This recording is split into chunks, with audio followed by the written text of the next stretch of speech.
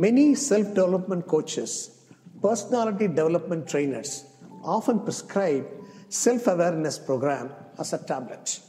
We have seen people often chastising others when the level of self-awareness is low. Such a quintessential, simple word carries a very deep meaning and is a complex process for anyone to learn and practice in day-to-day life. The more you become self-aware, the better you emerge a human. It is almost a crime if you ignore this. Simply put, self-awareness is awareness of oneself. But what if someone asks you, what is self? Or who is self? At this point, we become frozen and perplexed. The famous poet Khalil Gibran was quoted to have said, "I was made mute only once in my life, when someone asked me, 'Who are you?'" Thought-provoking, isn't it? The next plausible definition could be the ability to think and reflect on one's own thinking, feeling, and behavior. Let me narrate two examples where our non-self-awareness lead to. We were interviewing a person for a senior position in marketing division. When I asked the candidate to brief, what is one of your core values for marketing position? He went on and on giving various examples, while the answer could have been very brief. Almost 20 long minutes I endured his explanation. I could see the growing impatience among other colleagues of mine in the interview board, but none of them had stopped him, waiting for him to do that. All my cues to cut his answer short were missed by him. You obviously know the result of the interview. Let us dig a little deeper into this scenario. He communicated very well. His proficiency and command over the language was superb. He knew what he was talking, yet he did not realize how he was talking. His contextual sensitivity was very weak, as he failed to notice what his clients, that is us, were feeling. Contextual sensitivity is one of the core skills a marketing manager should possess.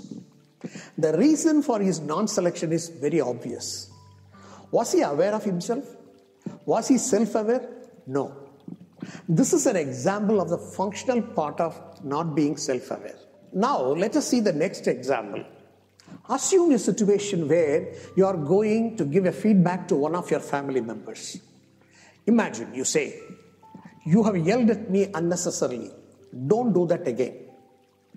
After listening to your feedback, if the other person defends themselves immediately or starts blaming you for their action or angrily leaves the place, all they are doing is exhibiting their reactivity.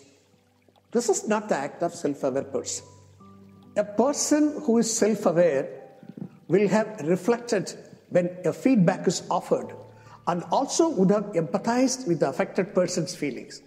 This is a first step a person would have done, followed by a reflection on the words they used, the source of anger, the change of behavior, etc. I can add more factors towards this. The key point is reflection, which is one of the core factors to become self-aware. A rich man was walking along a road when he heard the sound of a galloping horse. He turns around to see a poorly dressed man riding a horse moving towards his direction. When the horseman reaches closer, the rich man asked him, "Where are you going?" To which the man on horse replies, "I don't know.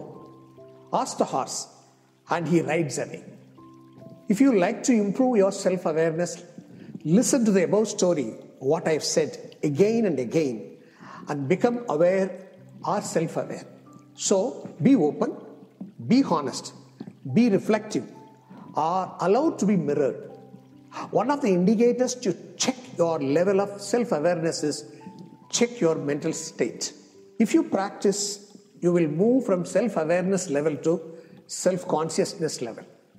One of the quotes on self-awareness is, "Pain is certain, but suffering is optional. Work on that."